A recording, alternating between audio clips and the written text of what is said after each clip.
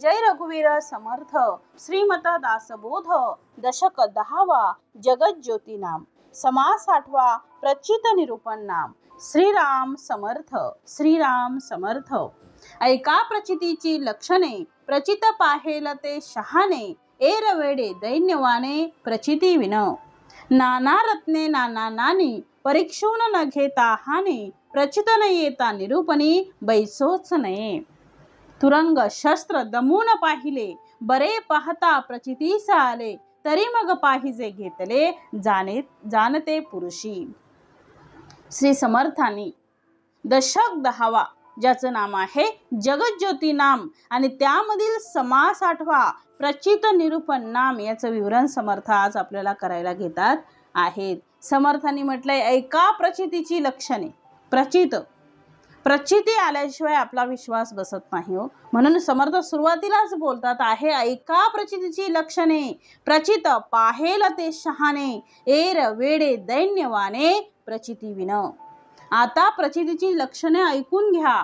जो काही स्वानुभव घेऊन जो काही आपला स्वतःचा अनुभव घेऊन आपण कुठल्याही गोष्टीची पारख करतो त्याला समर्थांनी शहाणं म्हटलेलं आहे।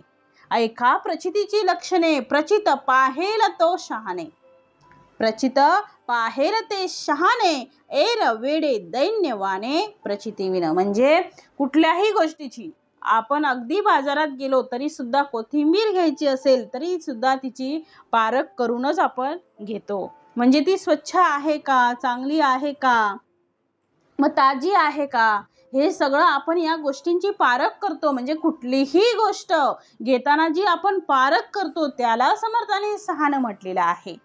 जो कोणी प्रचित घेत नाही त्याला काय बोललेले आहेत ते वेडे आणि दैन्यवाने जाणावेत आणि मग ते फसतात, त्यांची फसवणूक होते। का होते? कारण ते पारख करून घेत नाहीत। मग समर्थ म्हणतायत की या समासामध्ये श्री समर्थांनी व्यावहारिक अनेक गोष्टी सांगितल्या आहेत। व्यावहारिक गोष्टी का सांगितल्या आहेत? कारण त्यातून आपल्याला संदर्भ मिळेल, आपल्याला त्याचं गूढ रहस्य जे आहे मग त्या व्यवहारातल्या गोष्टी सांगून समर्थ आपल्याला हळूहळू ते विस्तारित सांगण्याचा प्रयत्न करत आहेत। कारण व्यवहारातल्या गोष्टी ह्या आपल्या खूप जवळच्या असतात, त्या रोजच्या दैनंदिन जीवनात चालू असतात आणि त्यावरून ते जर आपल्याला कळलं तरच आपल्याला अध्यात्म कळू शकेल। मग समर्थांनी या समासामध्ये अनेक व्यावहारिक गोष्टी सांगितलेल्या आहेत जेणेकरून आपल्याला त्याच्यातलं मर्म कळावं म्हणून ही उदाहरणं समर्थांनी दिलेली आहेत, ज्याचा आपल्याला रोजच्या जीवनामध्ये उपयोग आणि अनुभव तर येतच असतो। आणि जीवन जगत असताना कुठलीही गोष्ट करताना अत्यंत सावधता ती आपल्याला बाळगावी लागते। कारण समर्थ म्हणतात प्रचित पाहेल ते शहाणे। प्रचित जो पाहिल, जो गोष्टीची पारख करील तो शहाणा आहे, नाहीतर तो एर वेडे दैन्यवाने प्रचिती विन। प्रचिती विन जो कोणी असेल तो कसा आहे? एर वेडे दैन्यवाने। मग ही सावधता ती आपण बाळगली पाहिजे। जो मनुष्य व्यावहारिक दृष्ट्या सावध नसतो, जो व्यवहारामध्ये फसतो, म्हणून जो व्यावहारिक दृष्ट्या सावध नसतो तो व्यवहारामध्ये फसला जाणार। आणि म्हणून समर्थांनी एक महत्त्वाचं चरण आपल्याला सांगितलेले आहे अखंड सावधान असावे। समर्थ काय म्हणतात? अखंड सावधान असावे। कुठलाही खंड न पडता आपण कायम सावधान असावे। यामध्ये 3 शब्द आलेले आहेत, अखंड 1, सावधान 2 आणि तिसरा असावे। पण या 3 शब्दामध्ये खूप काही आपल्याला शिकता येण्यासारखं आहे। सावधान माणसं असतात परंतु अखंड नसतात। काही गोष्टींना सावधगिरी दाखवतो पण काही गोष्टींना आपण दुर्लक्ष करतो। मग समर्थ म्हणतात अखंड सावधान असावे, कुठेही त्याचा खंड पडू नये। कारण ही दुनिया कशी आहे, आपल्याला फसवायला सगळे बसलेले आहेत, म्हणून अखंड सावधान असावे। मग सावधान माणसं असतात परंतु ती अखंड नसतात। संकट जाते तेव्हा मनुष्य कसा होतो? रिलॅक्स, बेसावध। जशी एक्झाम संपली की मुलं रिलॅक्स होतात तशी समर्थ म्हणतात संकट गेलं की माणसं बेसावध होतात आणि त्याचमुळे आणि परत त्याच्यामुळेच बेसावध झाल्यामुळे पुन्हा संकट येतं। जसं अभ्यास न करता जर एखादा विद्यार्थी परीक्षेला बसला तर त्याला काहीही लिहिता येणार नाही. तसं समर्थ म्हणतात आहे की संकट गेल्यानंतर बेसावधगिरीने जो बसला त्याला परत संकट आहेच. मग बेसावधगिरी बाळगू नका, अखंड सावधान असावे, अखंड समर्थाने म्हटलेलं आहे. मग संकट जाते तेव्हा मनुष्य बेसावध होतो आणि मग संकट येते आणि तेव्हा मनुष्य पुन्हा सावध होतो. म्हणून सावधानता ही सुखी जीवनाचं सगळ्यात महत्त्वाचं सूत्र आहे. आणि कायम स्वरूपी जर आम्हाला आनंदी आणि सुखी राहायचं असेल तर समर्थ म्हणतात अखंड सावध, अखंड सावधान. ती सावधानता जशी आम्हाला व्यवहारात गरजेची आहे तशीच व्यवहार सोडून आम्ही आध्यात्मिक विचार जर केला तर त्या ठिकाणी सुद्धा सावधानतेची गरज आहे. जेव्हा मनुष्य सावध असतो तेव्हा एखादी गोष्ट स्वीकारताना ती फार विचारपूर्वक स्वीकारतो. म्हणून समर्थ म्हणतात आहे ऐका प्रचितीची लक्षणे. प्रचित निरूपण दिलेलं आहे आणि समर्थ म्हणतात आता प्रचितीची लक्षणं ऐका. म्हणजे प्रचिती म्हणजे नेमकं काय आहे, प्रचित म्हणजे काय आहे, शहाणे कोण आहेत, मग शहाणे कशाला म्हणावं हे समर्थ सांगत आहेत. ऐका प्रचितीची लक्षणे, प्रचित पाहेल ते शहाणे, एर वेडे दैन्यवाने प्रचिती विन. मग इथे सावधानता हा शब्द आहे आणि प्रचिती हा फार शब्द फार जवळचा आहे. प्रचिती आपल्याला माहिती आहे, प्रचितीमध्ये अनुभव आहे. प्रचिती म्हणजे अनुभव आला. व्यावहारिक दृष्ट्या आपल्याला अनुभव आला की माणूस फसत नाही. कुठल्या गोष्टी आपण बाजारातून विकत घेतो बघा, सगळ्या गोष्टी आपण विकत आणतो, परंतु सगळ्याच गोष्टींची पारख आपण करतो का? पण हुशार चाणाक्ष मनुष्य विकत घेताना ती वस्तू चांगली की वाईट याचा विचार करतो. ती डुप्लिकेट आहे की ओरिजिनल आहे. जसं बँटेजच्या बांगड्या आहेत, या डुप्लिकेट आता समजतच नाहीत, कारण जे त्याला बँटेजच्या आहेत त्या गोल्डच्या आहेत की नाही हेच कधी कधी कळत नाही, आपलीच फसगत होते हो. म्हणून समर्थ म्हणतात आहे की ची वस्तू चांगली की वाईट याचा विचार आपण करतो. ती डुप्लिकेट आहे ओरिजिनल आहे याचा विचार करतो. अशा बहुतेक गोष्टी आहेत की ज्या ठिकाणी आम्ही फसू शकतो. कारण समर्थाने आधी प्रपंच करावा नेटका, मग परमार्थ घ्यावे विवेका असा संदेश दिलेला आहे. त्यामुळे प्रपंच आम्हाला जर नेटका करायचा असेल, समर्थ म्हणतात प्रपंच जर नेटका करायचा असेल तर आम्ही सावधानता ठेवावी आणि प्रचितीने अनुभवाने ती गोष्ट आपण स्वीकारावी. जसं परीक्षेअंती त्या गोष्टीचा काही स्वीकार आम्ही करावा, परीक्षेअंती त्या गोष्टीचा आम्हाला स्वीकार करावा लागतो असं समर्थ इथे सांगत आहे. त्यातील पहिली गोष्ट आहे आता परीक्षेअंती, परीक्षा घेतल्यानंतर जसं आपण एखाद्या गोष्टीची परीक्षा केल्याशिवाय आपण त्या वस्तू घेतच नाही, जसं समर्थाने पुढे दिलेलं आहे. कारण बाकीची एक वेळ बाजारातल्या वस्तू आपण अशाच घेऊ शकतो, ज्या खायच्या आहेत त्या बघून घेतोच, पण काही वेळा आपण जर गडबडीत असेल तर चांगली आहे म्हणून लगेच स्वीकारतो. परंतु ज्या काही गोष्टी आहेत ज्याची आपण पारख केल्याशिवाय घेतच नाहीत, हे समर्थाने आता पुढे दिलेलं आहे बघा. नाना रत्ने नाना नानी, परीक्षून न घेता हानी, प्रचित न येता निरूपणी बैसोच नये. आता समर्थाने काय म्हटलंय, नाना रत्ने नाना नानी. आता पैसे आपण ज्याही दुकानदाराला देतो काहीतरी वस्तू घेऊन, जरी 2 रुपये असले तरी आपण बघतो नक्की 2 रुपयेच आहेत ना, खरे आहेत ना, म्हणजे ह्याची पारख केल्याशिवाय आपण पैसे मात्र घेत नाही. काय सांगितले समर्थाने, रत्ने नानी परीक्षून न घेता हानी. परीक्षून नाही घेतली तर हानी होणारच आहे.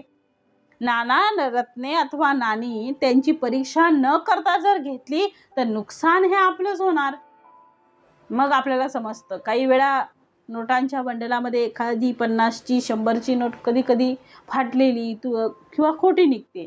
ते आपल्या लक्षात येतं, अरे मी ही तर बघितलेली पण दिसली कशी नाही. मग ज्या निरूपणात वक्त्याचा स्वानुभव प्रगट होत नसेल ते ऐकायला बसूच नये. मग समर्थाने इथे दिला आहे दृष्टांत आणि सिद्धांत. समर्थाने एकाच ओवीत दिला आहे. नाना रत्ने नाना नानी, परीक्षून न घेता हानी, प्रचित न येता निरूपणी बैसोच नये. मग की व्यवहारामध्ये जात असताना समर्थ म्हणतात हा दृष्टांत जरी असला तरी तो आम्हाला सिद्धांतासारखा आपण घेऊ शकतो. नाना रत्ने नाना नाणी म्हणजे रत्नांची परीक्षा आहे, मग परीक्षा केल्याशिवाय नाणी आम्हाला विकत घेता येणार नाही. म्हणून समर्थ म्हणतात रत्न घ्यायची असतील, सोन्याची नाणी घ्यायची असतील तर समर्थ म्हणतात परीक्षून न घेता हानी. जर आपण त्यांची परीक्षा करून घेतली नाही तर आपल्याला ते खोटं पण मिळू शकतात आणि नंतर त्याचा काही उपयोग नाही. मग त्यामुळे आपली हानी म्हणजे आपलं नुकसान होणार आहे जर परीक्षून घेतलं नाही तर. म्हणून सोनं कुठे खरेदी करायचं? कुठल्याही रस्त्यावरच्या माणसाकडनं आपण सोनं खरेदी करतो का हो? नाही करत. आपण रस्त्यावरच्या माणसाकडे जशी भाजी खरेदी करतो तसं सोनं खरेदी करत नाही. कारण ते रस्त्यावरचं सोन्यासारखं दिसतं परंतु ते सोनं नसतं आणि घरी आल्यानंतर ते लक्षात येतं की ते सोनं नाही, तर ते काय आहे? पितळ आहे. वरची ती फक्त पॉलिश निघून गेली की आतमध्ये दुसराच कोणता तरी धातू निघतो. म्हणून समर्थ म्हणतात सावधानता ती बाळगा तुम्ही. म्हणून अखंड सावधान असावे, अखंड सावधान असावे. नाना रत्ने नाना नाणी परीक्षून न घेता हानी, प्रचित न येता निरूपणी बैसोच नाही. आता समर्थाने वरच्या ओवीमध्ये उदाहरण दिलेलं आहे व्यवहारातलं आणि त्याचंच खाली सांगितलंय प्रचित नाही येता निरूपणी बैसोच नाही. जर प्रचिती येत नसेल तर कशाला बसता? मग त्याच्यासाठी सर्वात पहिलं वक्त्याला प्रचिती आली पाहिजे. स्वानुभव प्रगट होत नसेल, स्वानुभव प्रगट होत असेल तर आपल्याला नक्कीच ते कळणार आहे हो. म्हणून समर्थ म्हणतात की आता सिद्धांत सांगा. आता समर्थ आध्यात्मिक मार्गदर्शन करतात आहे. या समर्थांचीच वचनं आहेत. जसं आकाशातून पडलेलं पाणी ते 100% प्युअर असते, त्याच्यापेक्षा पिण्यासाठी योग्य पाणी कुठलंच नाही. पण तेच पाणी जेव्हा जमिनीवर वाहू लागतं तेव्हा ते जमिनीमध्ये असलेलं क्षार त्या पाण्यामध्ये मिसळल्यामुळे ते पाणी आपल्याला पिता येत नाही. तशी संतांनी दिलेली ही जी वचनं आहेत, संतांनी केलेला हा जो बोध आहे तो आकाशातून पडलेल्या शुद्ध पाण्याप्रमाणे आहे. तसा तो शुद्ध बोध साधुबोध आहे. साधुबोध झाला तो नुरोनिया ठेला.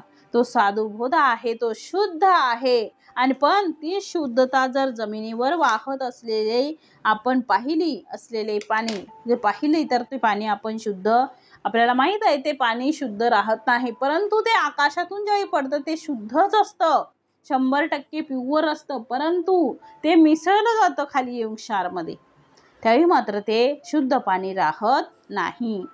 म्हणून सांगणारा प्रभावी असला पाहिजे, तेव्हा ऐकणाऱ्यामध्ये बदल होतो आणि त्याने आपल्या जवळचं काही न सांगता जे संतांनी सांगितलेलं आहे तेवढंच सांगणारा पाहिजे, जितक्याच तितकं. म्हणून समर्थ म्हणतात की जर तुम्ही ऐकत आहात तर तुम्ही त्याचा अनुभव घ्या. आता इथे म्हटलंय प्रचित न येता निरूपणी बैसोच नये, म्हणजे त्याला स्वानुभव जर प्रगट होत असेल म्हणजे त्याच्याबद्दल तो सांगत असेल तर ऐकायला बसू नका. परंतु संतांचं सांगितलं पाहिजे. स्वतःचं सांगायचं काय हो? संतांचं सांगितलं पाहिजे. अध्यात्म साधा नाहीये, सोपा नाहीये. केला तर साधा सोपा आहे, जसा तुम्ही करण्यावर आहे. जे संतांनी सांगितलं तेवढंच सांगणारा पाहिजे. म्हणून समर्थ म्हणतात जर तुम्ही ऐकत आहात तर तुम्ही त्याचा अनुभव घ्या. अनुभव हे 2 अर्थाचे असतात. एक म्हणजे पहिला अनुभव हा दुसऱ्याचा असू शकतो आणि एक स्वतःचा अनुभव असू शकतो, स्वानुभव. जो स्वतःचा अनुभव असतो त्याला स्वानुभव असं म्हणतात आणि इतरांना जो अनुभव आलेला आहे त्याला अनुभव असं म्हणतात. काही गोष्टी दुसऱ्याच्या अनुभवावरून आपण शहाणे होऊन आपल्याला वागावं लागतं. म्हणजे पुढच्याच ठेस मागचा शहाणा, याचा अर्थ ठेस त्याला लागली आहे, शहाणा मागचा झालेला आहे. जसं 2 व्यक्ती चाललेले आहेत आणि रस्त्यावरती स्पीड ब्रेकर आहे, गाडीवरून चाललेले आहे. पहिला मोटरसायकलवाला स्पीड ब्रेकरने जातो आहे आणि त्याने स्पीड ब्रेकर बघितला नाही आणि गाडी चालवतो आहे, पण पटकन तो त्या खड्ड्यामध्ये पुढच्या जाऊन पडतो. त्याही मागचा शहाणा होतो, त्याला समजतं की आता इथे स्पीड ब्रेकर आलेला आहे, आता आपण गाडी स्लो करावी, रेस कमी करावी. मग हळूहळू तो बरोबर पुढच्याला ठेस लागल्याबरोबर त्याला बरोबर अनुभव येतो. म्हणून अनुभव घेतलेला असेल आणि त्या अनुभवातून जर प्रचिती आलेली असेल तर त्या अनुभवाप्रमाणे आपण आपल्या वाटेवरून व्यवस्थित चालावं आडरान घेऊ नये, योग्य मार्ग सोडू नये. म्हणून समर्थ म्हणतात कुठल्या गोष्टी आम्ही परीक्षून घेतल्या पाहिजे तर तुरंग शस्त्र दमून पाहिले, बरे पाहता प्रचितीस आले, तरी मग पाहिजे घेतले जाणते पुरुषी. तुरंग, आता तुरंग याचा अर्थ घोडा. घोडा हे काय होतं, पहिलं वाहन होतं. पहिलं लोक, जुनी जी लोक होती शिवाजी महाराजांच्या काळातले वगैरे, घोडदळ पायदळ असायचे बघा. घोडदळ म्हणजे घोड्यावरून जाणारे घोडे असायचे त्यावेळी. आता त्याचा उपयोग कमी झाला कारण आता वाहनांची गर्दी जास्त झाली, आता वाहनं झाली. पण आजही घोड्यांची किंमत वाहनांपेक्षाही जास्त आहे. चांगल्या गुणांचा जर घोडा असेल तर त्याच्यापेक्षा महाग आहे. त्याच्यासाठी सुद्धा परीक्षा करणारे आहेत. नाना अश्वांची परीक्षा, नाना रत्नांची परीक्षा, म्हणजे तशी नाना अश्वांची सुद्धा परीक्षा असते. मग तसं नाना शस्त्रांची सुद्धा परीक्षा आहे. शस्त्र सुद्धा घेताना शस्त्र परीक्षा करणारे स्वतंत्र असतात. ते जर आपण पाहून घेतले नाहीत तर पुढे आमची फजिती होते. म्हणून म्हटले बरे पाहता प्रचिती साले, तरी मग पाहिजे घेतले जाणीती पुरुषी. म्हणजे घोडा आणि शस्त्र यांना आधी आजमावून पाहिलं पाहिजे, ते बरे आहे अशी प्रचिती आली की मग ते जाणत्या पुरुषांनी खरेदी केलं पाहिजे. त्याला जाणता पुरुष म्हटलेला आहे. म्हणजे जो व्यवस्थित परीक्षा करून घेईल त्याला समर्थ जाणता पुरुष म्हणत आहेत. जाणते पुरुष म्हणजे विद्वान पुरुष. विद्वान पुरुषांनी जाणत्याला विचारून, म्हणजे जे त्याच्यात माहीर आहेत त्यांना विचारून, विद्वान आहेत त्यांना त्यांच्या जाणत्यांच्या अनुभवावरून त्याला जाणतं म्हटलेलं आहे. ती वस्तू विकत घेतो. सोनं असेल तर आपण सोनाराकडे नेतो. किती कॅरेटचं आहे ते तो चटकन तो सोनार आपल्याकडच्या असलेल्या कसोटीवर घेतो. पहिलं घासून पाहतो आणि चटकन सांगेल की कॅरेटचं आहे की खरं आहे. त्याला अजून शंका असेल तर 4 पद्धतीने घेतली जाते. पहिलं आहे ती घासून, म्हणजे घर्षणाने बघितली जातं. दुसरं ताडनेने बघितलं जातं. तिसरं छेदनेने बघितलं जातं आणि त्याला ठोकून बघितलं जातं. म्हणजे त्याला घासून पाहतात, तोडून पाहतात. आणि चौथी गोष्ट आहे ती तापून पाहतात. आणि तापवल्यानंतर काळीमा जर चढत असेल तर ते सोनं नाही. म्हणून कुठलीही वस्तू आपल्याला घ्यायची असेल तर त्या परीक्षावंताकडे जाऊन परीक्षा करून मग ती गोष्ट घेतली पाहिजे. याचाच अर्थ आहे प्रचितीविना घेऊ नये, अनुभवाशिवाय घेऊ नये. किंवा ज्याला अनुभव आहे, ज्याला ते ज्ञान आहे, त्याच्या माध्यमातून त्याच्या मार्गदर्शनाने ती वस्तू स्वीकारावी. आणि अशी जर स्वीकारली तर काय होईल, आपली फजिती होणार नाही. म्हणून समर्थ म्हणतात आहे तर अजून काय काय करा. समर्थांनी सगळं सांगितलेलं आहे. कशाची परीक्षा घ्यावी. पहिलं सांगितलं नाना रत्ने राना नानी, परीक्षेनं न घेता हानी, प्रचित न येता निरूपणी बैसोच नये. जसं आपण त्यांची परीक्षा करतो तशी प्रचिती आल्याशिवाय, अनुभव आल्याशिवाय निरूपणाला बैसोची नाही. तुरुंग शस्त्र दमून पाहिले, बरे पाहता प्रचितीस आले, तरी मग पाहिजे घेतले जाणीते पुरुषी. म्हणजे जाणत्या पुरुषाला ओळखून तुरुंग म्हणजे घोडा आणि शस्त्र यांची परीक्षा करणारे जे जाणते आहेत त्यांना विचारांती घ्यावी. आता म्हटले समर्थाने बीज उगवेलेस पाहावे, तरी मग द्रव्य घालून घ्यावे, प्रचित आली ऐकावे निरूपण. म्हणजे समर्थ म्हणतात बीज उगवेलसे पाहावे, म्हणजे बीज उगवेल हे आधी पाहावं आणि मग द्रव्य घेऊन ते खरेदी करावं. जसं वक्ता जे निरूपण करतो त्याची प्रचिती आली तरच ते निरूपण ऐकावं, तरच आम्हाला तो सांगू शकेल उत्तम प्रकारे. त्याला जर प्रचिती आली नाही तर तो आपल्याला सांगू शकत नाही. म्हणून समर्थ म्हणतात पुन्हा शेवटी प्रचित आली की निरूपण ऐकावं. चांगला अनुभव आम्हाला आलेला आहे. शेतकरी बी निवडतात म्हणून म्हटलंय शुद्ध बीजापोटी फळे रसाळ गोमटी. शुद्ध बीज शोधलं जातं, त्यामध्ये बियाणं विकत घेतात. बघा ज्यावेळी पावसाळा जवळ येतो त्याच्या आधी मे महिन्यामध्ये लोक बियाणं शोधायला लागतात, त्याची परीक्षा करायला लागतात. जर यावर्षी तेच बियाणं दुसऱ्या वर्षी ठेवायचं असेल तर ते व्यवस्थित येतं का, चांगले येतं का, भरघोस पीक देतं का, त्याला कीड तर लागत नाही, या सगळ्या परीक्षा त्यातून बघितल्या जातात. त्याला किती कालावधी लागतो. मग हे सगळं बघितलं जातं, याचं सगळं परीक्षण केलं जातं आणि त्यासाठी सगळीकडे शेतकरी राजा जो असतो तो फिरतो आणि त्या धान्यांची जी धान्य आहेत, जे आपल्याला पुढच्या वर्षी डबल भेटणार आहे, भरघोस पीक देणार आहे, ते सगळं ते म्हणजे त्याच्या आधीच्या वर्षी सगळी त्याची परीक्षा करतात. म्हणून म्हटलंय पहिलं बीज शोधले जाते, त्यामध्ये बियाणं विकत घेतात. तेव्हा त्या बियाणाचा अनुभव आला का, तर किती लोकांना आला ते घेतलेलं आहे, ज्यांनी बी घेतलेला आहे त्यातील किती लोकांना त्याचा अनुभव आला की हे चांगलं आहे, त्याचा काय अनुभव आहे का, त्यांना विचारलं का, ते पाहून नंतर खात्री करून मग ते बी विकत घेतात आणि मग शेतात पेरतात. तसं जर नाही केलं तर मात्र आपलं नुकसान होऊ शकतं. हे जसं व्यवहारातलं आहे तसं अध्यात्मातलंही आहे. अध्यात्म आणि व्यवहारात फारसा फरक नाही. जो जाणता व्यवहारात आहे तेच जाणते पण अध्यात्मात सुद्धा कामाचं आहे. अध्यात्म हे आंधळेपणाने करता येत नाही, तोही डोळसपणानेच करावा लागतो. अंधश्रद्धा कुठेही कामी नाही. श्रद्धा असावी ती डोळस असावी. आम्ही कोणाच्या मागे लागतो आहे, कोणाच्या म्हणण्याने ऐकतो आहे, कोणाच्या म्हणण्याने काम करतो आहे हे जाणून घेतलं पाहिजे. आणि जगामध्ये लोक तर फसवायला बसलेलेच आहेत. ते केवळ फक्त भोळेपणामुळे फसतात. काही लोक आपल्याच भोळेपणामुळे फसतात. म्हणजे भगवंताला भोळा भाव पसंत आहे, हे सगळं मान्य आहे. भोळा भाव पसंत आहे का, तर अजिबात नाही. चतुर असला पाहिजे मनुष्य, व्यवहारात चाणाक्ष असला पाहिजे, अध्यात्मामध्ये अंतःकरण शुद्ध असलं पाहिजे, श्रद्धा उत्तम असली पाहिजे, पण ती श्रद्धा सुद्धा डोळस असली पाहिजे. अंधश्रद्धा काहीही कामाची नाही. म्हणून जाणत्याकडनं ऐकलं पाहिजे. सांगणाऱ्या माणसाला जर ते कळत नसेल तर तो ऐकणाऱ्याला काय समजावून सांगणार हो. मग जसं उदाहरणार्थ जर पोहणाराच जर बुडत असेल तर बुडणाऱ्याला कसं वाचवणार, शिकवणाराच जर बुडत असेल तर बुडणाऱ्याला वाचवणार कसं. म्हणून व्यवहारामध्ये असा जाणता पुरुष पाहिजे असतो. तसं आम्ही आमच्या अनुभवाच्या पातळीवर निरूपण सुद्धा जाणत्याकडनं ऐकलं पाहिजे.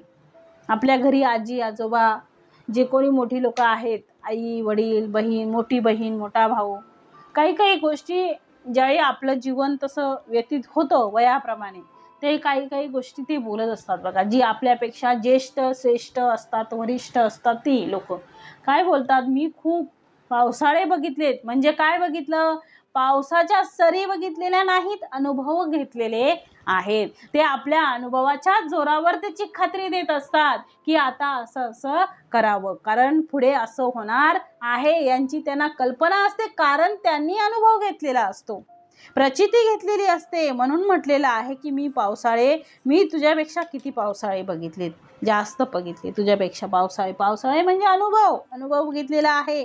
त्यांच्या वयोमानाप्रमाणे त्यांच्या त्या टप्प्यावर त्यांनाही तो अनुभव आलेला आहे. त्यामुळे ते आपल्याला सांगत असतात, परंतु आपला काही विश्वास बसत नाही. म्हणून समर्थ म्हणतात अशा जाणत्याकडनं ऐकलं पाहिजे. म्हणून समर्थ सांगतात आणि त्यामध्ये अजून ते विशेष सांगतात आहे पुढच्या ओळीमध्ये. देही आरोग्यता झाली ऐसी जना प्रचिता आली, तर मग अगत्य घेतली पाहिजे मात्रा. प्रचिती विन औषध घेणे, तरी मग धडची विधडणे. अनुमाने जे कार्य करणे, तेची मूर्खपण.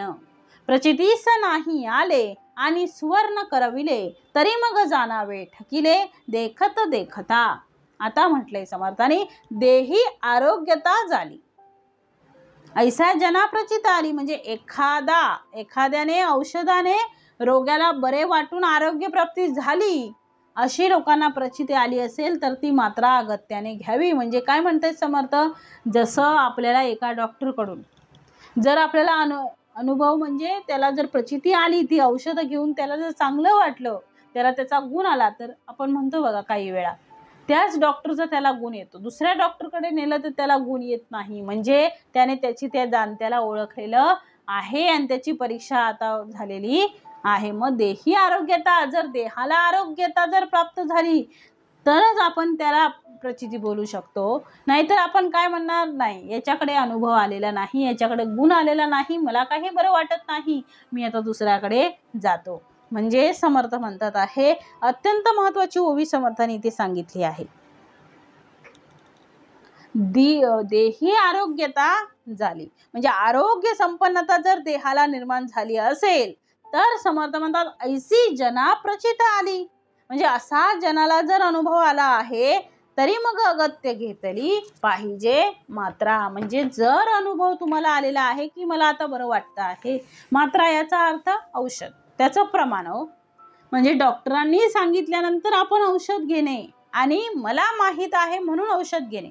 कधी कधी सर्दी खोकला झाला की आपण मेडिकलला जातो आणि तिथून डोस आणतो आणि काय करतो, जर जास्त वाढलं तर डॉक्टरकडे जातो. डॉक्टरकडे गेल्यावर 4 दिवसांनी आपल्याला चांगलं वाटतं, परंतु या डोसाने परत सर्दी खोकला चालू होतो. म्हणजे एक अनुमानाने देतो आहे, जे आपण स्वतः आणतो आहे अनुमानाने देतो आहे. अनुमान म्हणजे काय? अंदाज हा नुकसानीत घालणारा आहे आपल्याला, आणि अनुभव हा माणसाला आरोग्य प्राप्त करून देणारा आहे. म्हणून समर्थ म्हणतात जे डॉक्टरने दिलेलं आहे ते अनुभवाने देतो आहे, आणि आपणच जाऊन आणतोय ते योग्य नाही. मग डॉक्टर आपल्याला आरोग्य प्राप्त करून देणार आहेत म्हणून म्हटलंय प्रचितीविना औषध घेणे. म्हणजे प्रचिती नाही आहे घेऊन टाक, समर्थ सांगतात. म्हणून फळं ओळखल्याविना खाऊ नये. समर्थ सांगतात फळं ओळखल्याविना खाऊ नये, पडली वस्तू उचलू नये. ते बालसंस्कार मार्गदर्शनामध्ये समर्थ सांगत असतात. का सांगतात तर फळ जसं ओळखल्याशिवाय खात नाही आपण, त्याप्रमाणे औषधीचा सुद्धा अनुभव आल्याशिवाय, त्याचा गुण आल्याशिवाय ते घेऊ नये, ते सेवन करू नये. आपल्यालाच गुण आला असे नाही तर डॉक्टर ठरवतात, त्याने अनेकांना ते औषध दिलेले असते, अनेक लोक त्यातून बरे झालेले असतात. मग त्यांच्या मार्गदर्शनाने जर औषध घेतलं तर प्रचितीने औषध घेतल्यासारखं होईल. म्हणजे अनेकांना दिल्यामुळे डॉक्टरांना समजतं की हा हे औषध चांगलं आहे, हे औषधाने याला गुण पडलेला आहे, त्यामुळे हे द्यायला काहीही हरकत नाही, हे ना त्यांना प्रचिती आलेली आहे. म्हणून समर्थ म्हणतात आहे की डॉक्टरच्या सल्ल्याने औषधं घ्या. अनेक लोक त्यातून बरे झालेले असतात, म्हणून समर्थ प्रचितीने औषध घेतल्यासारखं ते होईल. म्हणून डॉक्टर पण त्यामध्ये डॉक्टर तज्ज्ञ असतात, त्यांना त्यांचा अनुभव असतो. कुठलंही औषध जेव्हा ते पेशंटला दिलं जातं तेव्हा त्याची प्रचिती त्यांना आलेली असते. म्हणून समर्थ म्हणतात अनुमानाने करू नका, अंदाजाने कुठलीही गोष्ट करू नका. मला माहिती आहे म्हणून घेणं चुकीचं आहे, डॉक्टरच्या सल्ल्याने घ्या असं म्हटलेलं आहे. प्रचिती विना औषध घेणे तरी मग धडची विघडणे, अनुमाने जे कार्य करणे त्याची मूर्खपण. धड म्हणजे शरीर, तरी मग प्रचिती विना औषध घेणे, प्रचितीशिवाय औषध घेतलं तर तरी मग धडची विधडणे. म्हणजे धड म्हणजे शरीर, मूर्खपण म्हणजे अनुमानाने कार्य करणे, अनुभवाने करावं, अनुमानाने करू नये. अनुमानाने केलं तर ते मूर्खपण आहे. सगळ्या गोष्टी अनुमानाने चालल्या तर नुकसान होऊ शकतं. म्हणून पुढे म्हटलंय प्रचितीस नाही आले आणि सुवर्ण करविले तरी मग जाणावे ठकिले देखत देखता, शोधून पाहिल्या विन काहीतरी एक कारण होणार नाही निर्वाण प्राणास घडे. आता प्रचिती विना नाही आले म्हणजे काही लोक किमयेने म्हणजे तांब्याचे किंवा लोखंडाचं सोनं करून देतात असं म्हणतात बघा. प्रचितीस नाही आले आणि सुवर्ण करविले, तांब्याचं किंवा लोखंडाचं सोनं करून देतात आणि सांगतात हे अस्सल प्युअर सोनं आहे. पण त्यांच्या म्हणण्याची प्रचिती न घेता जर त्यांच्यावर आपण विश्वास ठेवला तर त्याला सोनं करायला सांगणे म्हणजे बघता बघता फसवलं जाणं असं होईल. म्हणून डोळ्यात देखत आपण फसतो कधी कधी बघा. सोनं आपण नेऊन देतो, म्हणजे आपल्याकडचं जे सोनं आहे ते आपण नेऊन देतो दागिने करायला, आणि घरी आणलेला जो दागिना आहे त्याच्यापासून ते तपासून पाहत नाही, आणि ते सोनं खरं आहे की खोटं आहे. किंवा दागिने करायला आपण जातो, दागिने करून आणतो, आणि केव्हा तरी त्या दागिन्यांचं काम पडतं संकट प्रसंगी, तेव्हा ते आपण विकायला नेतो, तेव्हा तो सोनार सांगतो की हे सगळे दागिने कसे आहेत, खोटे आहेत, याचे काहीही पैसे येणार नाहीत. मग त्यावेळेस आपण केलेले कष्ट, आपण केलेली जमवाजमव ती सगळी वाया जाते आणि माणूस काय होतो, फसतो. म्हणून फसू नये असं वाटत असेल तर प्रत्येक पाऊल टाकताना सावधतेने टाकावं, प्रचितीने टाकावं, अनुभवाने टाकावं, आणि मग पण अनुमानाने टाकू नये. कुठे सुद्धा कुठेतरी अनुमान चालणार नाही. म्हणून समर्थ म्हणतात अनुमानाने टाकू नका. अनुमान म्हणजेच काय हो, तर अंदाज सांगितलेला आहे.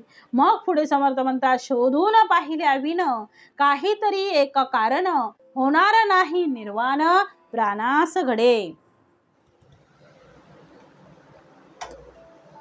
शोधून पाहिल्याविन पारखल्याशिवाय केलेली कोणतीही गोष्ट कारणी लागत नाही. शोधून पाहिल्याविन काहीतरी एक कारण होणार नाही निर्वाण प्राणास घडे. मग जर पारखल्याशिवाय कोणतीही गोष्ट करावी लागत नाही, पारखल्याशिवाय जर केली तर मात्र आपल्या प्राणावरती म्हणजे बेतण्याची शक्यता असते. म्हणून अनुमानाने जर आपण कार्य करत असू तर आपलं काय हे नुकसान होऊ शकतं. म्हणून शोधून घ्या, शोधून पाहावे.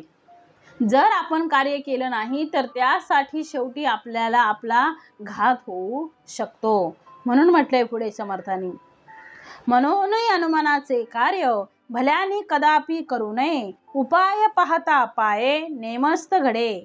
पाण्यातील म्हैसीची साठी करणे हे बुद्धीच खोटी. शोधल्याविन हिमपुटी होणे घडे.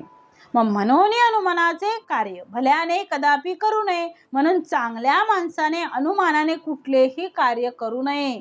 का तर भल्याने कदापि करू नये. मग ते अनुमानाने भल्या माणसाने कधीच ते करू नये. का तर उपाय पाहता अपाय नेमस्त घडे.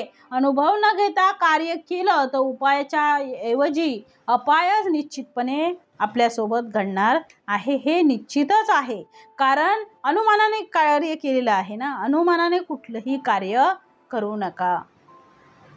म्हणून अनुमानाचे कार्य केले तर भल्याने मात्र ते कदापि करू नये. भल्याने मात्र कार्य केलं तर उपाय करायला जातो पण त्याच्यातून निर्माण अपाय होतो. म्हणून अपाय होऊ नये असं जर वाटत असेल तर जाणत्याची संगती धरावी.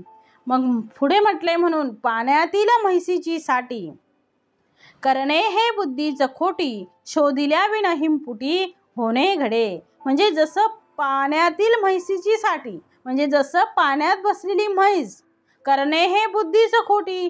तिची नीट पारख न करता खरेदी करणे म्हणजे मूर्खपणाच आहे हो.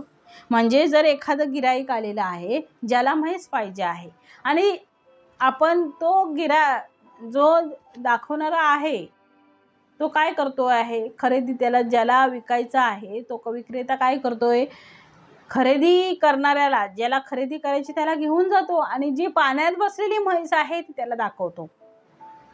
आणि घेणारा काय आहे ती पाण्यात आहे हेच पाहून परीक्षा न घेता तो तिथेच खरेदी करतो. पण हे मूर्खपणाची गोष्ट आहे ना. ती केवढी आहे तिची पाण्यात असताना ते कसं काय कळू शकतं. म्हणून नीट तपास न करता जर खरेदी केली शोधल्याविन हिमपुटी होणे घडे. म्हणजे जर खरेदी केली नीट तपास करायच्या आधी तर शेवटी मात्र त्याच्यामध्ये माणूस फसतो आणि शेवटी कष्टी व्हावे लागते. म्हणून समर्थांनी म्हटलेलं आहे की पाण्यातील म्हणजे समर्थ म्हणतात म्हैस पाण्यात बसलेली आहे आणि तिची साठी करणे म्हणजे तिचा सौदा करणे. साठी म्हणजे काय सौदा. म्हणून पाण्यातल्या म्हशीचा सौदा करणे हे मूर्खपणाचं लक्षण आहे. ती पाण्यात बसली आहे दिसत नाही याचा अर्थ आंधळेपणाने एखाद्या गोष्टीवर विश्वास ठेवणे म्हणजे डोळ्यात देखत आपल्याला ते फसवतात. म्हणून आंधळेपणाने विश्वास ठेवू नका. बुद्धी पुरस्करते कार्य करा. विश्वासे घर घेतले ऐसे किती नाही ऐकिले. मैदावे केले तरी ते शोधिले पाहिजे. खूप उत्तमाचं उदाहरण आहे समर्थाने दिलंय. विश्वासे घर घेतलं ऐसे किती नाही ऐकिले. मैदावे केले तरी ते शोधिले पाहिजे. म्हणजे केवळ दुसऱ्याच्या विश्वासावर घर घेतलं आहे असं कधी कोणी ऐकलं आहे काय. नाही ऐकलेलं. आपण दुसऱ्याच्या विश्वासावर घेतो का नाही स्वतःच्या विश्वासावर घेतो. कपटी माणसाने कपट केलं तर आधी जाणून ते घेतलं पाहिजे. मग व्यवहारातल्या गोष्टी समर्थ सांगतात आहे. एखादं घर आपण विकत घेतो पण ते घर आधीच कोणाला तरी त्याने गहाण ठेवलेलं असतं. आता फसवणाराने तो फसवणाराच आहे कपटीच आहे. असा कपटी असलेला त्याने कपट केलं आणि सज्जनाला फसवलं. आपण पैसे देऊन टाकतो आणि नंतर लक्षात येतं ज्याला पैसे दिले आहेत तोच आपल्याला आपली वस्तू देत नाही आहे. फिरत बसावे लागते. आता असं खूप चालतं. फसवेगिरी काय खूप प्रमाणात वाढलेली आहे. आपण विश्वासाने एखादी गोष्ट करतो, एखाद्याला पैसे किंवा अजून काहीतरी असे व्यवहार करतो, परंतु आपण खूप वेळा फसलो जातो. म्हणून समर्थ म्हणतात आहे की जाणत्याकडनं त्याचं मार्गदर्शन घ्या. कोणालाही काहीही देताना नीट विचार करा, कारण आपण जी वस्तू मिळवलेली आहे ती खूप कष्टाने मिळवलेली आहे. आपण दुसऱ्याला सहजच देतो, परंतु असा विश्वास 4 दिवसाचा विश्वास नसतो. 4 दिवसाच्या ओळखीवर माणूस जर असा व्यवहार करू लागला तर तो फसणार आहेच. मग म्हटलंय आपण पैसे देऊन टाकतो आणि नंतर लक्षात येतं ज्याला पैसे दिले आहेत तोच आपल्याला आपली वस्तू देत नाही. फिरत बसावं लागतं. म्हणून अनेकांना विचारून जाणतेपणानं सावधतेने जेव्हा पाऊल टाकतो तेव्हा मनुष्य फसत नाही. म्हणून व्यवहारात आपण जितकी काळजी घेतो तितकी काळजी अध्यात्मात सुद्धा घ्यावी असं समर्थ सांगतात आहे. कोणाच्याही मागे लागू नका. आपण सज्जन आहोत तरी सुद्धा सज्जन आणि दुर्जन ओळखता आले पाहिजेत. जर सज्जन ओळखता आले नाही आणि सज्जनाला दुर्जन ओळखता आले नाही तर समाजामध्ये सज्जनच माणूसच जास्त फसलेला दिसतो. का हो? कारण चाणाक्ष हुशार असा मनुष्य फसत नाही हो. सज्जन मनुष्य जो भोळा आहे, साधा आहे, तर त्याला कोणी फसवतं. म्हणून समर्थ म्हणतात तसं तुम्ही फसू नका. विश्वासे घर घेतले ऐसे किती नाही ऐकले, मैदे मैदावे केले तरी ते शोधले पाहिजे. पुढे समर्थ म्हणतात शोधल्या विना अन्न वस्त्र घेणे, तेने प्राणास मुकणे, लटिक्याचा विश्वास धरणे हेची मूर्खपण. म्हणजे शोधल्या विना अन्न वस्त्र घेणं, नीट चौकशी न करता अन्न वस्त्र घेतलं तर तेने प्राणास मुकणे, त्याने घेतल्याने जर प्राणास मुकण्याची पाळी येते. लटक्याचा विश्वास धरणे हेची मूर्खपण. खोट्या माणसाचा विश्वास धरणं हे सुद्धा मूर्खपणाचंच लक्षण आहे. हा सुद्धा काय आहे? एक मूर्खपणा आहे. म्हणून कोणावर विश्वास ठेवायचा? अन्न आणि वस्त्र, कपड्यामध्ये लोक फसतात हो, भरपूर फसतात. आपल्यासारख्या महिला साड्या घ्यायला लोक ते बसलेलेच आहेत फसवायला. महिलांना तर खूप आवडतं साड्या कुठे पण दिसल्या, जरी कपाट भरून जरी साड्या असल्या तरी सुद्धा साडी दिसली की बायांचं मन इकडे तिकडे होतं. एक साडी घेऊ करून ती दुकानात जाते आणि 2000 रुपयाची साडी घेऊन येते. परंतु आणि 2 दुकानातून फिरल्यानंतर तिच्या लक्षात येतं की ती साडी 500 रुपयाला आहे. ते किती पश्चाताप होतो. ते अशा साडी घेताना 10 ठिकाणी पाहतात आणि काळजी घेतात. याला सावधता म्हणतात. ती जशी सावधता आपण ठेवतो वस्त्रामध्ये आणि अन्नामध्ये, आपल्याला जशी आपण भाजी घेताना कशी आपण पारखून घेतो, धान्य विकत घेतो, 10 ठिकाणी भाव पावतो बघा. पोत्यातलं दाखवलेलं धान्य वेगळं असतं आणि पोतं उघडून पाहिल्यानंतर वेगळं दिसतं. मग आपल्याला वाटतं मी फसलो, आता काय करू? तो म्हणतो आता विकलेलं धान्य मी परत घेणार नाही, मी वापस घेणार नाही. आता काय करायचं? पाहून घ्या. म्हणून समर्थ म्हणतात पाहून घ्या, परीक्षा करून घ्या. म्हणून शहाण्या माणसाने आपण सगळ्या डोळसपणे सगळ्या गोष्टी म्हणजे सगळ्या कृती ह्या डोळसपणे कराव्यात असं समर्थ वारंवार सांगतात. जो डोळसपणा तुमचा व्यवहारात असतो तो डोळसपणा अध्यात्मात सुद्धा असला पाहिजे. कोणी काही सांगते आपण काही ऐकत राहतो असं होऊ नये. म्हणून सत्पुरुषांच्या मुखातून आलेली वाक्य आपण ऐकली पाहिजेत. म्हणून प्रवचन हा जो शब्द आहे ना, जे महान पुरुषांनी सांगितलेला आहे ते आम्ही सांगणे, मी प्रवचन माध्यम म्हणून सांगू शकते. माझ्या जवळचं काहीच नाही. म्हणून संत तुकाराम महाराज म्हणतात आहे, फोडिले भांडार धन्याचा तो माल, मी तव हमाल भारवाही. काय म्हटलंय? फोडिले भांडार धन्याचा तो माल, मी तव हमाल भारवाही. मी फक्त हमाल आहे, भार वाहण्याचं काम करते आहे. तर भांडार ते सगळा धन्याचा माल आहे, सगळं समर्थांचं आहे. मज पामरा काय ते थोरपण, पायीची वाहन पायीच बरी. ही संतांची नम्रता आहे. पण सांगणाऱ्याने ही नम्रता धारण करून आपल्या जवळचं काही न टाकता शुद्ध जे आहे जसंच्या तसं आहे ते आपण श्रोत्यांपर्यंत पोहोचवलं पाहिजे. आणि तसं पोहोचवणारा जो आहे त्याच्याकडून ऐका, साधू संतांचं ऐका, वचन त्यांची ऐका. म्हणून जाणत्यास पुसावे. श्री समर्थांचा अनमोल असा विचारांचा ठेवा, समर्थांचं तत्वज्ञान, समर्थांचा बोध आपण अनेक दिवसांपासून ऐकत आहोत. मग समर्थ काय म्हणतायत तर शोधल्या विना अन्न वस्त्र घेणे, तेने प्राणास मुकणे, लटिक्याचा विश्वास धरणे, हेची मूर्खपण. संगती चोराची धरिता, घात होईल तत्वता, ठकू सिंतरू शोधिता, ठाई पडे. मग समाजामध्ये प्रापंचिक मनुष्य काम करत असताना काही गोष्टी बारकाईने पाहतो आणि तो लक्षपूर्वक काम करतो. थोडी जरी चूक झाली, गोंधळ झाला तर मात्र त्याला प्राणाला मुकावं लागतं, त्याला संकटात पडावं लागतं, त्याच्यावर आपत्ती येते. आणि समर्थ तेच सांगताय, शोधल्याविना अन्न वस्त्र घेऊ नये. म्हणून म्हटलंय, फळ ओळखल्याविना खाऊ नये, वाट पुसल्याविना जाऊ नये, फळ ओळखल्याविना खाऊ नये, पडलेली वस्तू घेऊ नये एकाएकी. मार्केटमध्ये आपण जेव्हा जातो, कुठली वस्तू आपण विकत घ्यावी, कोणती वस्तू आपण खावी, या गोष्टी शोधून घ्याव्यात, परीक्षा करून कराव्यात. ते लोक फसवणारे आहेत, फसवायलाच बसलेले आहेत. आणि ते फसवणारे त्यांच्यासाठी आहेत की जे फसणारे आहेत, आपल्यासाठी नाही. म्हणून चाणाक्ष बुद्धी आपण ठेवावी आपल्याजवळ,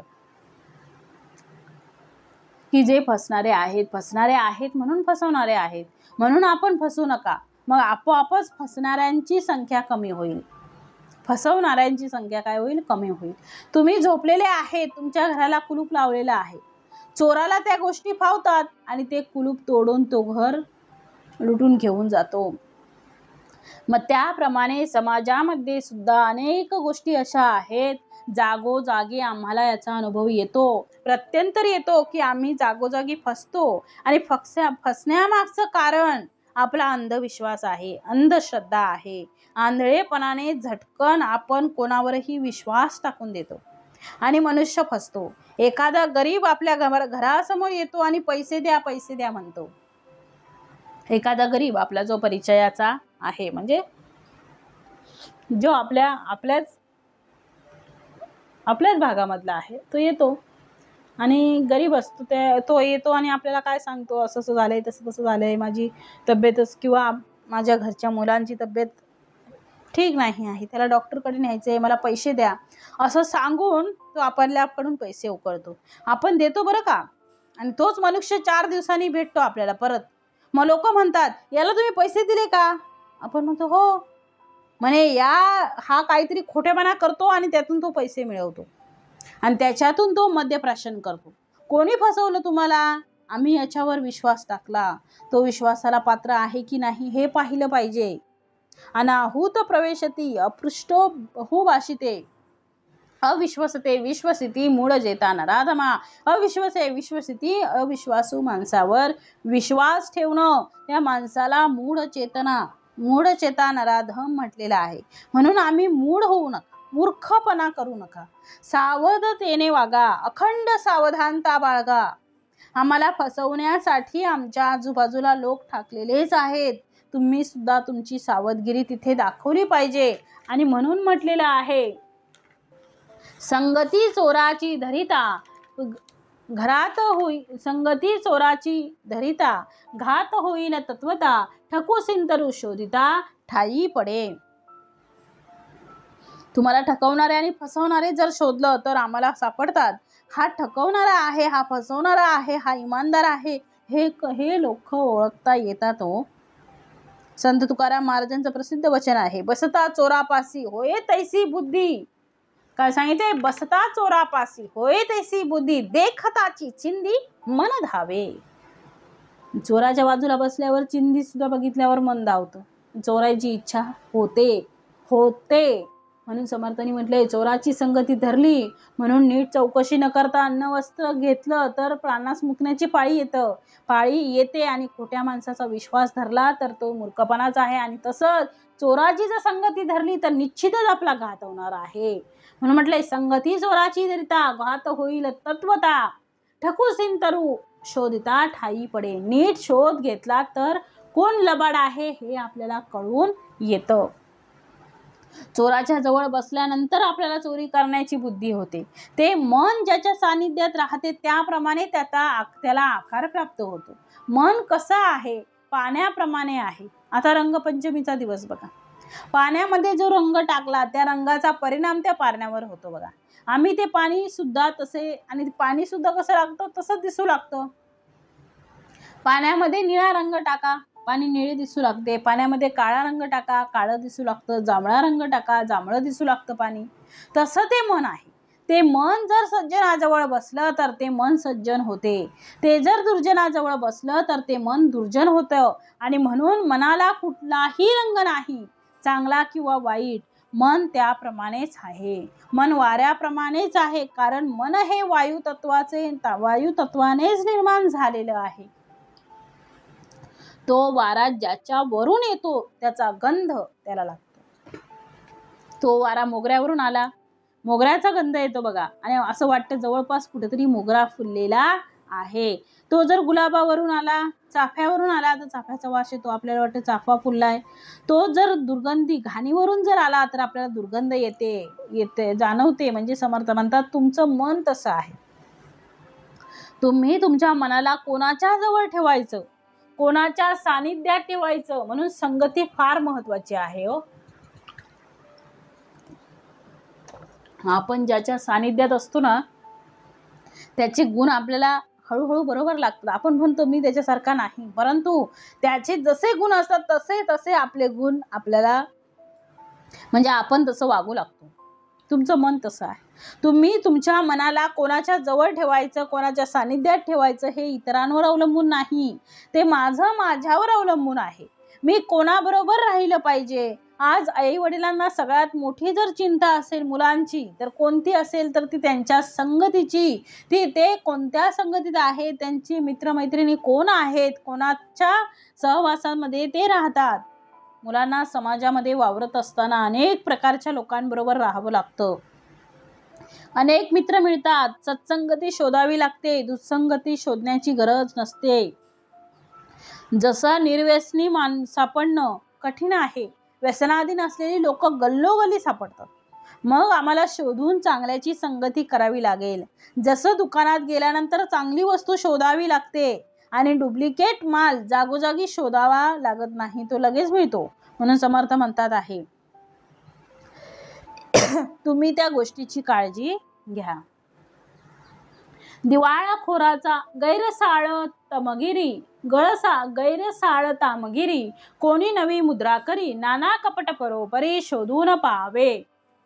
मग खोटी नाणी करणारे, तांब्याचे सोने करणारे, तसंच खरी पण अधिकाराशिवाय नाणी करणारे, या प्रकारे फसवणूक करणारे शोधून काढले पाहिजेत, असं समर्थ म्हणत आहेत. आता बघा खोट्या नोटा पण आल्यात. बाजारामध्ये खोटी नाणी पण तयार केलेली लोक आहेत. त्या खोट्या नाण्यांना सोन्याचा मुलामा देतात आणि तांब्याची नाणी असतात ती सोन्याची म्हणून विकली जातात. ती घरी आपण घेऊन येतो आणि मग कळतं की ती खोटी निघाली. समर्थ यासाठी सांगतात की तुम्ही कुठलीही वस्तू घेताना ही काळजी घ्यावी. नाना कपट परोपरी शोधून पाहावे. समाजामध्ये असलेल्या सगळ्या या गोष्टी ज्या आहेत, म्हणून म्हटलंय प्रपंच सुखे नैव करावा, म्हणजे प्रपंच तुम्हाला बारकाईने करता आला पाहिजे, नेटका करता आला पाहिजे. आधी प्रपंच करावा नेटका. नेटका या शब्दामध्ये सगळा व्यवस्थितपणा आहे, कुठेही भोळेपणा नाही आहे, कुठेही गोंधळ नाही. समर्थाने किती जाग माणसाला केलंय बघा. गृहस्थाला याची कल्पना करा, गृहस्थाला किती जागं केलेलं आहे. एकही अशी व्यवहारातली गोष्ट नाही की जी समर्थाने आपल्याला सांगितलेली नाही. म्हणजे समर्थ आपल्याला हुशार करतात आहे. जे भोळे बाबडे आहेत त्यांना सुद्धा चाणाक्ष बुद्धी देतात आहे. असं विचार करा. आध्यात्मिक नुसता विचार मांडला असता, ब्रह्म आणि जगताचा जर विचार समर्थाने मांडला असता, ब्रह्म आणि मायेचा विचार मांडला असता, भक्ती आणि भगवंताचा विचार मांडला असता, झालं असतं. काय झालं, त्यांना गरज होती का? त्यांना गरज समर्थांना काय आहे तर संसारामधल्या बारीक बारीक गोष्टी सांगायची. कारण याचं कारण काय आहे की जो बारकाईने संसार करू शकतो, प्रपंच करू शकतो, तो तितक्याच बारकाईने परमार्थ सुद्धा करू शकतो. शेवटी गुण दोन्हीकडे तेच लागू होतात. जो विद्यार्थी खेळण्यामध्ये दंग असतो, जो खेळण्यामध्ये पूर्णपणे मन ओतून खेळू शकतो, तो विद्यार्थी उत्तम प्रकारे अभ्यासात सुद्धा मन ओतू शकतो. याचं कारण आहे मन लावणे. हा जो त्या मुलाचा गुण आहे तो दोन्हीकडे सारखाच आहे. म्हणून स्वामी विवेकानंद म्हणायचे की जो उत्तम फुटबॉल खेळू शकतो, काय म्हणायचे, जो उत्तम फुटबॉल खेळू शकतो त्यालाच भगवद्गीता पचू शकते. याचा काय अर्थ आहे हो? भगवद्गीता आणि खेळण्याचा काय संबंध?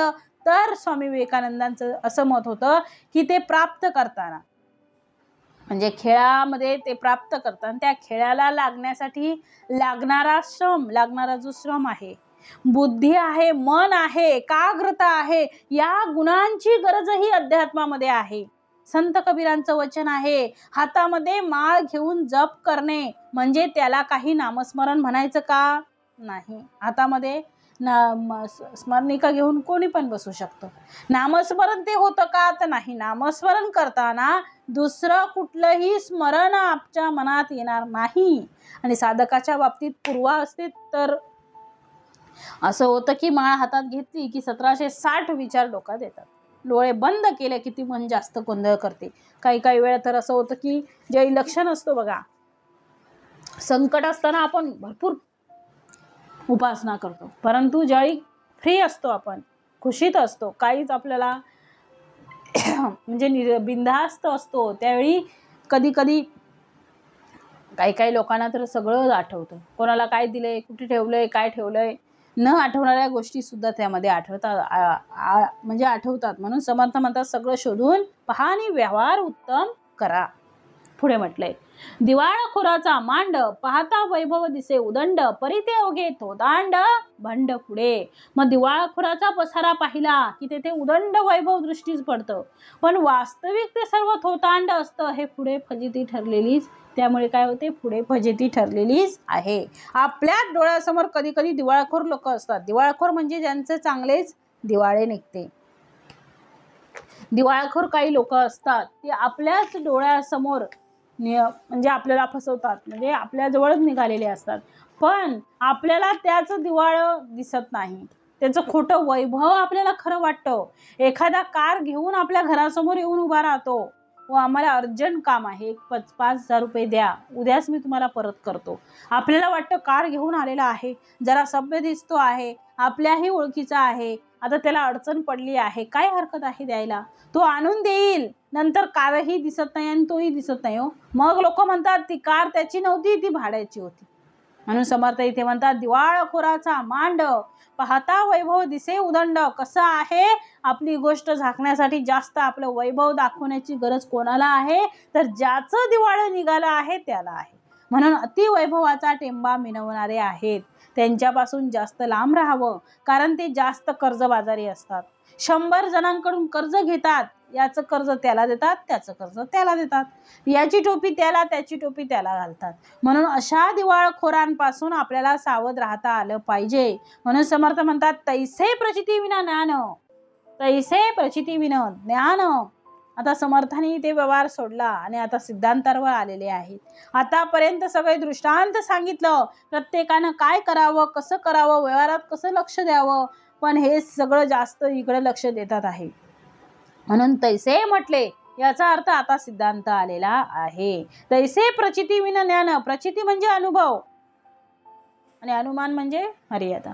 मग आता म्हटलंय तैसे प्रचिती विना ज्ञान, तेथे नाही समाधान, बहुत करून बहुतांचा अनुमान अन्नित झाले. मग त्याप्रमाणे स्वानुभव नसता ज्ञान सांगणं म्हणजे थोतांड समजावं, आणि त्या व्यक्तीकडून खरं समाधान आपल्याला मिळणार नाही, कारण त्याला स्वानुभव नाही, पण स्वतःचा अनुभव नसता अनुमानाने ज्ञान सांगून तो अनेक जणांचं अनहित मात्र नक्कीच करतो. म्हणून अनुमान करणं म्हणजे मर्यादा. करून बहुतांचा अनुमान अन्नित झाले. अनेक लोकांच्या बाबतीत प्रचिती विना ज्ञान आहे. प्रचिती म्हणजे अनुभव, अनुभवाशिवाय ज्ञान.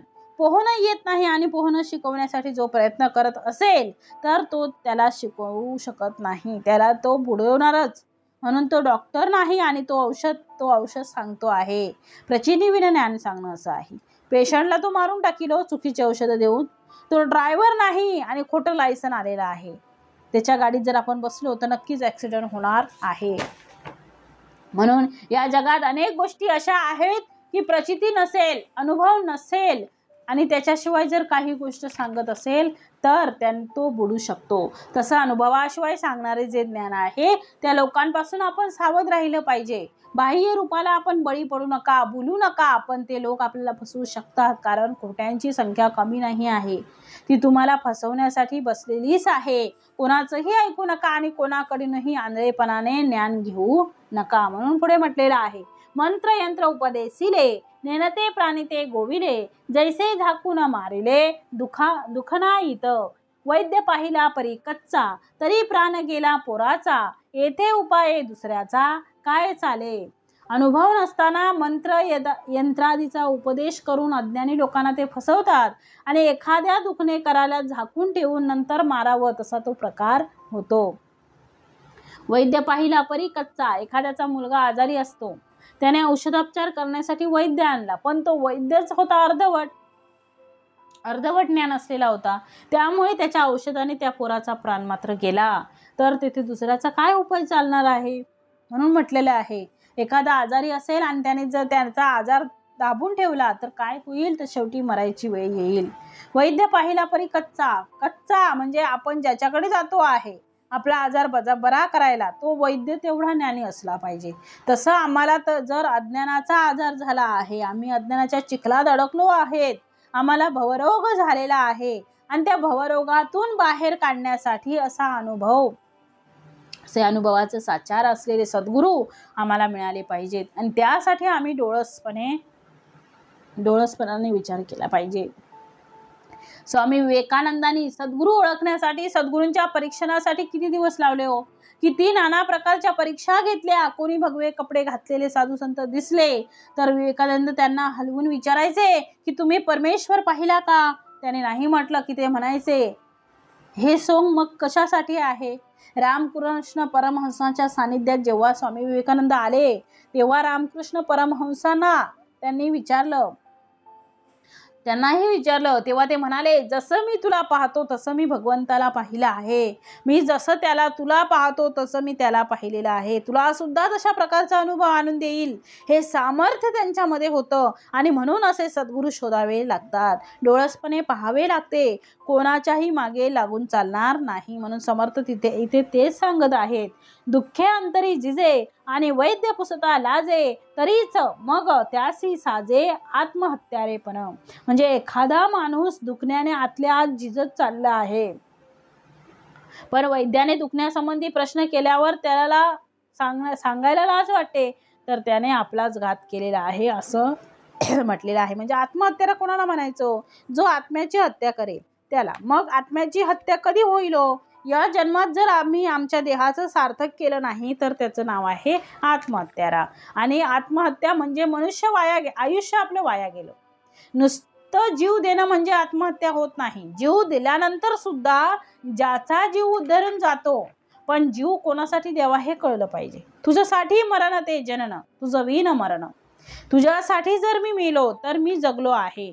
तुझ्यासाठी मरण ते जनन होईल आणि तुझं विन जनन ते मरण होईल. आता इथे देशासाठी देह ठेवणारे देशभक्तांना स्वातंत्र्यवीर सावरकर गौरवाने म्हणतात आहे. म्हणून देशभक्तांना स्वातंत्र्यवीर सावरकर गौरवाने म्हणतात आहे. म्हणून आत्महत्या ही करायची हा विषय नाही आहे. हुतात्मा त्यांना म्हणतात आहे. आत्महत्या करायची आणि द्यायची हा विषय नाही. जो मनुष्य आपल्या जीवनाचं सार्थक करत नाही तो खरा आत्महत्यारा आहे. म्हणून समर्थ म्हणतात, दुःख अंतरी जिजे. आतमध्ये दुःख आहे आणि डॉक्टरांच्या समोर गेल्यानंतर तो म्हणेल की मला काहीच झालेलं नाही. तो लाजतो. हे घरची मंडळी म्हणतात म्हणून मी आलेलो आहे, मला कुठलाही आजार झालेला नाही, काही होत नाही, पण घरची लोकांनी जरी मला जबरदस्ती आणलं आहे म्हणून मी तुमच्याकडे आलो. डॉक्टर तर चाणाक्ष असतील, हुशार असतील तर म्हणतील ठीक आहे, तुम्हाला काही त्रास नाही, ही चांगली गोष्ट आहे. पण आपण जरा टेस्ट तर करून पाहू. मग त्याच्या टेस्ट केल्या जातात आणि मग त्याचा रोग लपलेला जो आहे तो त्यामध्ये दिसून येतो आणि मग मात्रा लागू होते. म्हणून समर्थ म्हणतात, दुःखे अंतरी जिजे आणि वैद्य पुसता लाजे. वैद्य पुसता लाजे म्हणजे वैद्याने विचारलं तर तो लाजेने आपल्याला काहीच झालं नाही असं सांगतो आणि त्यामुळे तरीच मग त्यासी साजे आत्महत्यारेपण, मग त्याला मात्र त्याचा घात होतो. म्हणून अशा प्रकारे व्यवहारात जशी गोष्ट आहे तसं डॉक्टर वैद्य आमचे फक्त आणि फक्त सद्गुरू आहे. त्या डॉक्टरांच्या समोर आम्ही गेल्यानंतर आपल्याला झालेला जो भवरोग आहे तो त्यांच्यासमोर मांडावा, सांगावा, जेणेकरून त्याच्यातून उपाय निघेल. जाणत्यावरी गर्व केला तरी नेणत्याकरिता बुडाला, येथे कोणाचा घात झाला बरे पहा. मग जाणत्या माणसाचा गर्वाने अनादर करून नेणत्याची जर संगत धरली तर एखादा माणूस बुडतो आणि यात कुणाचाच घात झाला, हे सांगा बरं कुणाचा होईल? पापाची खंडना झाली, जन्मयातना चुकली, ऐसी स्वये प्रचित आली म्हणजे बरे. पाप सर्व नष्ट झालं, परत जन्मास यावं लागणार नाही, अशी आपल्याला प्रचिती आलेली आहे. म्हणून जाणत्यावर गर्व केला आणि नेणतेपणात आम्ही बुडून राहिलो, जाणत्याला मानलं नाही. अहो, जाणत्याचे पाय धरावे, त्याला शरण जावं. म्हणून आधी संता शरण जावं असं का म्हटलं आहे? कारण तो जाणता आहे. जाणता भेटला की त्याची कास धरावी आणि आपल्या जवळचं नेमतं पण आहे ते झाकून ठेवू नये, ते प्रगट करावं. अज्ञान हे प्रगट केल्यानंतरच ते दूर होतं. अज्ञान झाकून केल्याने ते वाढतं. पण ते कोणासमोर प्रगट करायचं तर जाणत्या समोर. पुन्हा इकडे जाणता पाहिजे आणि तिकडेही जाणता पाहिजे. म्हणजे समर्थ म्हणतात व्यवहारात सुद्धा जाणत्याची गरज आहे आणि अध्यात्मात सुद्धा. म्हणून पुढे म्हटले समर्थाने, परमेश्वरास ओळखिले आपण कोणसे कळले, आत्मनिवेदन झाले म्हणजे बरे. मग परमेश्वराचं खरं स्वरूप स्वतः अनुभवाने जाणलं आणि मग आपण कोण याचाही अनुभव घेऊन आत्मनिवेदन झालं म्हणजे बरे असं म्हटलेलं आहे. मी कोण आहे हे कळलं पाहिजे. मी स्वतःला ओळखणं, मी परमेश्वराला ओळखलं पाहिजे. मी स्वतःला ओळखलं पाहिजे, त्याचं नाव आहे आत्मनिवेदन. ब्रह्मांड कोणे केले? पुढे म्हटले, ब्रह्मांड कोणे केले, कासयाचे उभारले, मुख्य कर्त्यास ओळखले म्हणजे बरे. ब्रह्मांडाचा कर्ता कोण, याची उभारणी कशी झाली आणि मुख्य कर्ता कोण आहे हे सर्व ज्ञान होणं अत्यंत आवश्यक आहे. म्हणून पुढे म्हटलेलं आहे, मुख्य कर्ता मनुष्य शोधला पाहिजे. मुख्य कर्ता मनुष्य, मुख्य सूत्र हाती घ्यावं, मग लोकांकरवी करवावे. मुख्य गोष्ट, मुख्य ज्ञान ज्याला पकडता आलं पाहिजे. एखाद्या समारंभाला जायचं आणि त्या व्यक्तीनेच आपल्याला ओळखलं नाही, आपणही त्याला ओळखत नाही, काय फायदा हो? जाऊन काय अर्थ आहे? म्हणून आपल्याला व त्याला म्हणजे दोघेही एकमेकांना ओळखलं पाहिजे. दोघांनी तेच आत्मनिवेदन आहे. परब्रह्माला आम्ही ओळखलं, तो आणि मी एक आहे याची अनुभूती आली. येथे अनुमान राहिला, आता अंदाज नाही, आता प्रचिती आलेली आहे. येथे अनुमान राहिला तरी परमार्थ केला तो वाया गेला, प्राणी संशयी बुडाला प्रचिती विन. या सर्व गोष्टींविषयी जर मनात संदेह असेल तर मग जो परमार्थ केला असेल तो वाया गेला असं म्हणावं. कारण प्रचिती नसेल तर मनुष्य कसा आहे, संशयात बुडून जातो. प्रचितीशिवाय म्हणजे अनुभवाशिवाय जो परमार्थ करतो किंवा प्रपंच कराल त्यामध्ये आपल्याला पदरी नुकसानच पडणार आहे. म्हणून समर्थ म्हणतात, परमार्थ केला तो वाया गेला, तो वाया जाणार आहे म्हणून कोणी सांगते? म्हणून आम्ही करतो, ह्याने सांगितलं म्हणून केलं, त्याने सांगितलं म्हणून केलं. त्याचा अनुभव तुम्ही घेतला का? त्याचा अनुभव घ्या, स्वतःच्या विवेक बुद्धीने त्याचा अनुभव घ्या, त्याचा विचार करा, म्हणजे आपल्याला त्याच्यातून बाहेर पडता येईल. हे परमार्थाचे वर्म, लटिके बोले तो अधम, लटिके मानितो अधमो अधम यथार्थ जाणावा. इथं थोडक्यात परमार्थाचं वर्म सांगितलेलं आहे. खोटं आहे असं जर कुणी म्हणाल तर तो अधम आहे असं समजावं, आणि जो या वर्मास खोटं मानील तो खरोखरच अधमच जाणार म्हणजे म्हटला पाहिजे. म्हणून समर्थ म्हणतात आहे, जो अशा खोट्या म्हणणाऱ्याला मानतो, परमार्थ जो आहे म्हणतो तो लटका आहे आणि परमार्थ खोटा आहे असं म्हणतो तो लटका आहे, आणि लटक्याला जो मानतो तो अधम आहे. तो परमात्मा खोटा म्हणतो आणि अशा खोट्या म्हणणाऱ्याला जो मानतो तो अधम असं समर्थांनी म्हटलेलं आहे. म्हणून समर्थ असं म्हणतात आहे पुढे, येथे बोलण्याची झाली सीमा, नेनता न कळे परमात्मा, असत्य नाही सर्वोत्तमा तू जानसी. आता यापुढेही काही बोलण्यासारखं उरलेलंच नाही. कारण अज्ञान, समर्थ म्हणतात, कारण अज्ञान जोपर्यंत शिल्लक असतं तोपर्यंत परमात्म स्वरूपाचं ज्ञान होऊ शकत नाही. आणि हे सर्वोत्तमा म्हणजे रामराया, मी जे सांगतो ते असत्य नाही हे तू जाणतोस. म्हणून येथे बोलण्याची झाली सीमा. आता किती सांगावं तुम्हाला. नेनता न कळे परमात्मा, नेनता मनुष्य परमात्म्याला ओळखू शकत नाही. असत्य नाही तर कोण? असत्य नाही तर सर्वोत्तमा, सर्वोत्तम म्हणजे श्री प्रभू रामचंद्र, प्रभू श्री रामचंद्र हे सत्यच आहेत हे तू जानसी. पुढे म्हटलंय, माझे उपासनेचा बडीवार, ज्ञान सांगावे साचार, मिथ्या बोलता उत्तर प्रभूस लागे. म्हणजे आता यापुढे काही बोलण्यासारखं राहिलंच नाही. कारण सर्वोत्तम कोण आहे? प्रभू श्री रामचंद्र. आता माझ्या उपासनेची थोरवी हीच आहे की खरोखर सत्य असेल तेच ज्ञान लोकांना सांगावं. मी जर मिथ्या बोलेन तर दोष प्रभूला लागेल. कारण श्रीरामांचे दास खोटे बोलतात असं होऊ नये. आपणाकडून जर काही चुकीचं झालं, आपलं जर चुकलेलं असेल तर ते मिथ्येपण भगवंताला लागेल. म्हणून पुढे म्हटलेलं आहे, म्हणून सत्यची बोलावे, कर्त्यास पाहिजे ओळखिले, मायोद्भवाचे शोधिले पाहिजे मूळ. म्हणून जे सत्य आहे ते सांगितलं जाते. खरा करता कोण आहे हे साधकाने ओळखलं पाहिजे. तसंच माया कोठे आणि कशी उत्पन्न झाली याचा मुळाचाही शोध घेतला पाहिजे. म्हणून समर्थ सांगतात की सत्य ओळखलं पाहिजे. कर्ता कोण आहे ते ओळखा. आम्हाला कार्य दिसते, कर्ता लपून असतो. जगत दिसते पण जगत नियंता कोण आहे, तो कर्ता कोण आहे आम्हाला कळत नाही. कर्त्याला जाणलं पाहिजे. जसं गावात गेल्यानंतर आपण सरपंचाला ओळखतो, त्याला मान देतो, त्यांच्याकडनं आपली कामं सगळी करून घेतो, त्याप्रमाणे या जगात जर आलो आहे तर या जगाचा कर्ता जो आहे त्याला ओळखलं पाहिजे. म्हणून समर्थ म्हणतात आहे, मायोद्भवाचे शोधिले पाहिजे मूळ. मायोद्भव म्हणजे हे जग, ही माया कशी निर्माण झाली, मूळ माया कशाला म्हणावं, गुण माया कशी आहे, त्रिगुण कसे जन्माला आले आणि पंचमहाभूत कोण आहेत, याचा परिणाम काय, आणि जगत कसं निर्माण झालं, या ब्रह्माचा कसा चमत्कार आहे, नेमकं ब्रह्म म्हणजे काय ते आपण जाणून घ्यावं. म्हणून पुढे म्हटलेलं आहे, त्याची पुढे निरूपण. आता समर्थ सांगतात, आता मी पुढे तुम्हाला ते सांगतो आहे. त्याची पुढे निरूपण, बोललेची बोलेले प्रमाण, श्रोती सावध अंतःकरण घातलेची घालावे.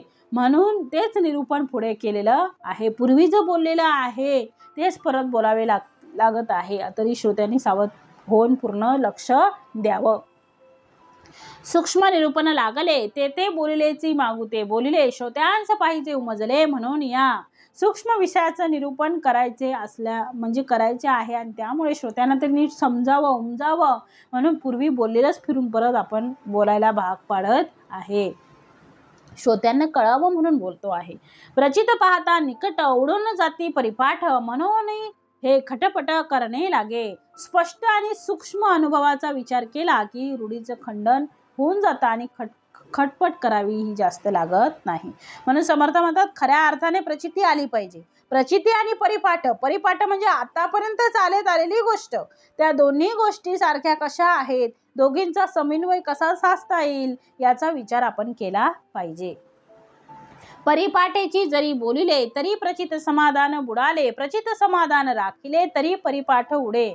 म्हणजे जनरूढीप्रमाणे बोलावं तर स्वानुभवामुळे प्राप्त होणारं समाधान मिळत नाही. आणि बरं, प्रचितीचे समाधान मिळावं म्हणून प्रयत्न केला की जनरूढीशी विरोध भासतो.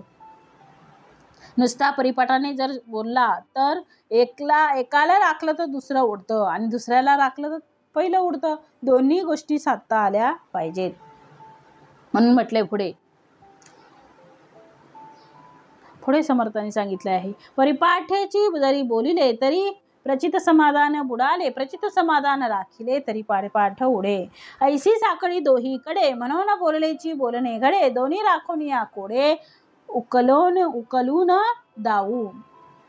अशा प्रकारे समर्थ म्हणतात आहे, दोन्ही बाजूकडून अडचण उपस्थित होते आणि म्हणूनच बोललेलंच परत बोलावं लागतं. आता दोन्हींचं रक्षण करून हे कोडं उकलून दाखवूया समर्थ म्हणतात आहे. अशा प्रकारे आम्ही दोन्ही गोष्टी आता उकलून दाखवतो आहे. त्याप्रमाणे समर्थ पुढे म्हणतात आहे, परिपाठ आणि प्रचिती प्रमाण दोन्ही राखोन निरूपण श्रोते परम विचक्षण विवरत पुढे. म्हणजे जनरूढी आणि अनुभव या दोन्हीचे प्रामाण्य राखून निरूपण केलं पाहिजे. विचारवंत श्रोत्यांनी त्याचं पुन्हा पुन्हा मनन करावं असं समर्थ म्हणतात आहे. इति श्रीदास बोधे गुरु शिष्य संवादे प्रचित निरूपण नाम समास 8वा. जय जय रघुवीर समर्थ.